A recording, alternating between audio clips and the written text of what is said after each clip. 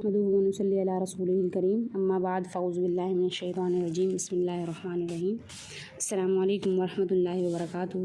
آج کا ہمارا موضوع جو ہے وہ گناہوں کی وجوہات کو بیان کرنا ہے۔ تو گناہ کرنے کی 4 وجوہات بیان کی ہیں، یعنی گناہ کرنے کی 4 بڑی وجوہات بیان کی گئی ہیں۔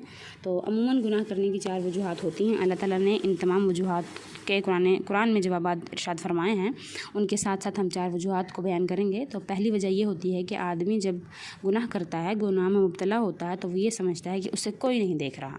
تو پروردگار عالم نے اس کا جواب قرآن مجید میں یوں ارشاد فرمایا ہے کہ ان ربک لبالمرصاد، بے شک تیرا رب جو ہے وہ تیری گھات لگائے ہوئے ہے، یعنی تجھے ہر وقت دیکھتا ہے۔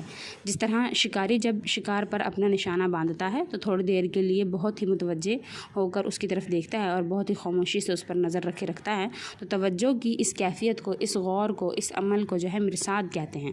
گویا اللہ تعالیٰ اس قدر غور و فکر سے اپنے بندے کو دیکھتا ہے۔ تو یہ سوچنا کہ جب ہم گناہ کرتے ہیں ہمیں کوئی نہیں دیکھتا، یہ سراسر غلط ہے، اور یہ بات جو ہے قرآن مجید کے اس آیت سے ثابت ہوتی ہے کہ ان ربک لبالمرصاد۔ اور دوسری وجہ گناہ کرنے کی یہ ہوتی ہے کہ انسان سمجھتا ہے کہ میرے پاس کوئی موجود نہیں ہے گناہ کے وقت میں۔ تو اس کے جواب میں قرآن مجید میں اللہ تعالیٰ فرماتے ہیں کہ جب تم 3 ہوتے ہو تو چوتھا وہ ہوتا ہے، وَهُوَ مَعَكُمْ أَيْنَمَا كُنْتُمْ، کہ وہ تمہارے ساتھ ہوتا ہے تم جہاں کہیں بھی ہوتے ہو۔ تو دوسری وجہ جو ہمارے ذہنوں میں آتی ہے تو اس کو بھی ہمیں چاہیے کہ ہم اپنے ذہنوں سے نکال دیں، کیونکہ اللہ تعالیٰ فرماتے ہیں کہ وَهُوَ مَعَكُمْ أَيْنَمَا كُنْتُمْ، اور اگر ہم اس آیت کو مد نظر رکھیں تو ہم اپنے آپ کو گناہوں سے بچانے کے لیے ایک بہت بڑا آلہ تیار کر لیتے ہیں۔ اور تیسری وجہ گناہوں کی یہ ہوتی ہے کہ آدمی کے دل میں یہ احساس ہوتا ہے کہ میری حرکتوں کا کسی کو پتہ نہیں چلا، جبکہ اللہ تعالیٰ فرماتے ہیں کہ یعلم خائنۃ الاعین وما تخفی الصدور، کہ بے شک اللہ تعالیٰ جانتا ہے جو کچھ تم اپنی آنکھوں سے خیانت کرتے ہو، اور وہ تمہارے دلوں میں چھپے ہوئے تمام باتوں کو بھی جانتا ہے، اور وہ جانتا ہے جو کچھ تم چھپا کر رکھتے ہو اپنے سینوں کے اندر۔ تو تیسری وجہ جس کی وجہ سے ہم سے گناہ سرزد ہوتے ہیں وہ یہ ہے کہ گناہ کرتے وقت آدمی یہ سوچتا ہے کہ میری حرکتوں کا کسی کو پتہ نہیں، جبکہ اللہ تعالیٰ فرماتے ہیں کہ وہ جانتا ہے تمہاری آنکھوں کی خیانت کو اور جو کچھ تمہارے دلوں میں ہے۔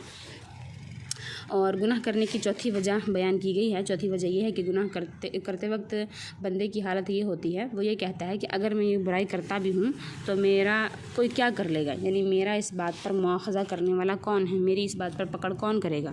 تو جب انسان باغی ہو جائے اور گناہ پر جرأت بڑھ جائے اور بے شرمی اختیار کر لے تو وہ ایسی باتیں کہہ دیتا ہے، لیکن اللہ رب العزت اس کے بارے میں یہ جواب دیتے ہیں کہ ان اخذہ العلیم شدید، کہ بے شک اللہ تعالیٰ جو ہے وہ تمہاری بڑی اور سخت پکڑ کرے گا۔ اور اللہ تعالیٰ فرماتے ہیں کہ ولا یوثق وثاقہ احد، اور وہ تمہیں ایسے باندھے گا کہ تمہیں ایسے کوئی دوسرا نہیں باندھ سکتا۔ اور اللہ تعالیٰ فرماتے ہیں وانی اعذبہ عذابا لا اعذب احدا من العالمین، کہ میں پروردگار وہ ہوں جو تمہیں عذاب دوں گا کہ جہانوں میں سے کوئی دوسرا تمہیں ایسا عذاب نہیں دے سکتا۔ تو اللہ تعالیٰ کی ان تمام آیتوں کو مد نظر رکھتے ہوئے ہمیں چاہیے کہ ہم ان تمام باتوں کو اپنے ذہنوں سے نکال کر گناہوں سے جو ہے وہ پرہیزگاری اختیار کریں، کیونکہ گناہ کرنے کی ان وجوہات کا جواب قرآن مجید میں دینے کی سب سے بڑی وجہ یہی تھی کہ انسان گناہوں سے بچ جائے۔ حضور صلی اللہ علیہ وسلم کی حدیث مبارکہ کا مفہوم ہے، حضور فرماتے ہیں کہ میری امت جو ہے وہ بلب کے ارد گرد گھومنے والی ان چھوٹے پرندوں کی طرح ہیں جو اس کے ارد گرد گھومتے ہیں اور اس کی شدت اور گرمی کی وجہ سے خود کو ہلاکت میں ڈال دیتے ہیں۔ تو حضور فرماتے ہیں کہ تم دوڑتے ہو آگ کی طرف اور میں تمہیں روکتا ہوں اپنے بازوؤں سے کہ تم آگ کی طرف نہ دوڑو، لیکن میری امت آگ کی طرف اس طرح دوڑتی ہے جیسا کہ بلب کی روشنی کی طرف وہ پرندے دوڑتے ہیں۔ تو ہم اپنی ہلاکت کا ذریعہ خود اختیار کرتے ہیں۔ ہمیں چاہیے کہ قرآن مجید کی ان آیتوں کو مد نظر رکھتے ہوئے گناہوں سے پرہیزگاری اختیار کریں اور اپنے پروردگار کی فرما برداری اختیار کر لیں۔ اور شیطان کی یہ کوشش ہوتی ہے کہ انسان کو گناہوں میں مست رکھے، اور رحمان کی کوشش ہمیشہ یہی ہوتی ہے کہ وہ انسان کو ظاہری اور باطنی دونوں گناہوں سے محفوظ رکھے اور ان گناہوں کو چھوڑ دے۔